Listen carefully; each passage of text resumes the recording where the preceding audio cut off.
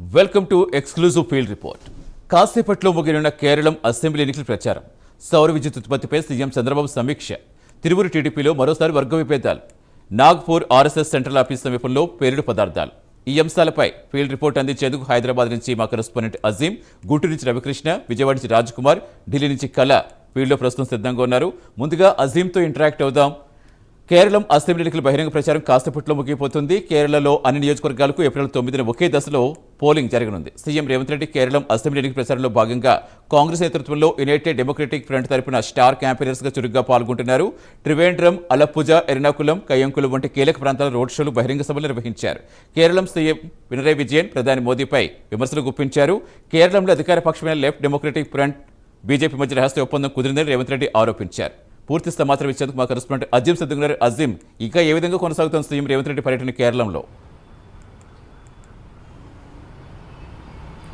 కేరళంలో నేటితో ఏదైతే ఎన్నికల ప్రచారం ముగుస్తుంది, సాయంత్రం 6 గంటలకు ఏదైతే ఎన్నికల ప్రచారం ముగుస్తుంది, మైకులన్నీ కూడా ఏదైతే మూగబోతాయి. అయితే ప్రస్తుతం కేరళకి ఈరోజు తెలంగాణ సీఎం రేవంత్ రెడ్డి కూడా వెళ్ళి ఏదైతే ప్రచారంలో పాల్గొన్నారు. 3 కార్నర్ మీటింగ్స్లో కూడా ఏదైతే రేవంత్ రెడ్డి పాల్గొన్నారు. చూసుకుంటే ఉదయం 8:30 ఏదైతే కోవలం నియోజకవర్గంలో రోడ్ షోలో సీఎం రేవంత్ రెడ్డి పాల్గొన్నారు. అలాగే 10:30 మవేలికర్లో రోడ్ షోలో పాల్గొన్నారు. అలాగే మధ్యాహ్నం 2 గంటలకు పతనాపురంలో కూడా ఏదైతే సీఎం రేవంత్ రెడ్డి రోడ్ షోలో కూడా పాల్గొన్నారు. పాల్గొన్నటువంటి ప్రతి రోడ్ షోలోనూ సీఎం రేవంత్ రెడ్డి తెలంగాణ మోడల్ని ఏదైతే కేరళం ప్రజలకు ఏదైతే వినిపించారు. ప్రతిసారి కూడా ఏదైతే ఇక్కడ ఉన్నటువంటి ఉచిత మహిళలకు సంబంధించినటువంటి ఉచిత బస్సు కావచ్చు, 500కి సిలిండర్ కావచ్చు, అలాగే రేషన్ కార్డు, సన్న బియ్యం, 200 యూనిట్లకే ఉచిత ఏదైతే కరెంటు, 200 యూనిట్ల వరకు ఉచిత కరెంటు, ఇలాంటి అన్ని సంక్షేమ పథకాలు తెలంగాణ ప్రభుత్వం అమలు చేస్తుంది. సంక్షేమ పథకాలన్నీ కూడా కేరళలో అమలు చేస్తాము, ఖచ్చితంగా వచ్చేది కాంగ్రెస్ ప్రభుత్వమే. సో ప్రజలందరూ కూడా గమనించాలి.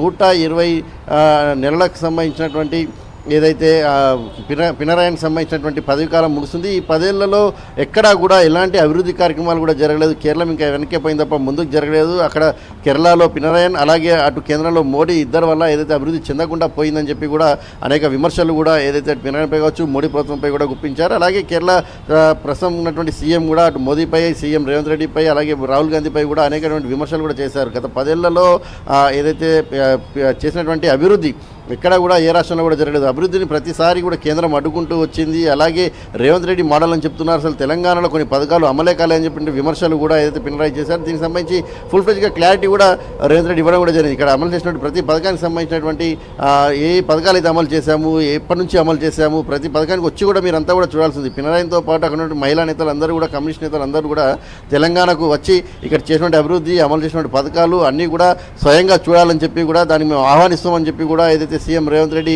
వారందరినీ కూడా పిలుపునిచ్చారు. సో కేరళలో ఈరోజు సాయంత్రం 6 గంటలతో ఏదైతే ఎన్నికల ప్రచారం ముగుస్తుంది.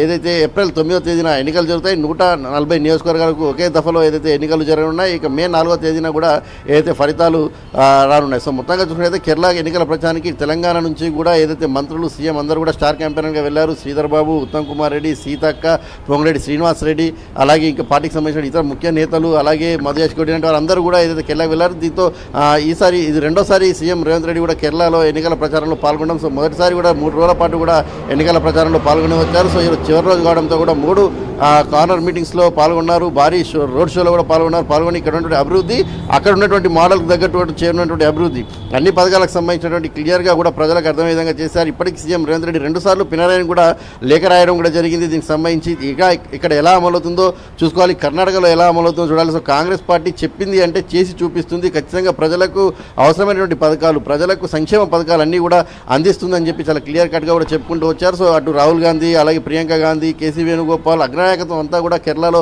ఇప్పటికే ఎన్నికల ప్రచారం కూడా నిర్వహించింది. సో 6 గంటలకు కేరళలో ఏదైతే ఎన్నికల ప్రచారానికి సంబంధించినటువంటి మైకులన్నీ కూడా మూగబోతాయి. 48 అవర్స్ కంటే ముందు ఏదైతే ప్రచారం ముగించాలి. సో ఏప్రిల్ 9వ తేదీన ఎన్నికలు ఉన్నటువంటి నేపథ్యంలో 6 గంటలకు ప్రచారం ముగుస్తుంది. సో మరికొద్ది సేపట్లో కేరళంలో ఎన్నికల ప్రచారం అయితే పూర్తి స్థాయిలో ముగుస్తుంది. సో గెలుపు ఎవరి వైపు ఉంటుందో చూడాల్సి ఉంటుంది. అక్కడ 2 వర్గాలకు సంబంధించినటువంటి పోటీ ఉన్నట్టయితే తెలుస్తుంది. ఇటు కాంగ్రెస్ సంబంధించిన కూటమి, అలాగే అటు పినరాయికి సంబంధించినటువంటి పార్టీకి సంబంధించిన కూటమి, 2 కూడా పోటాపోటీగా ఏదైతే ఎలక్షన్ ప్రచారం కూడా ఏదైతే నిర్వహించాయి. మరి ఈ మే 4వ తేదీ వరకు కూడా ఈ ఫలితాలకు సంబంధించి కూడా వేచి చూడాల్సి ఉంటుంది. సతీష్.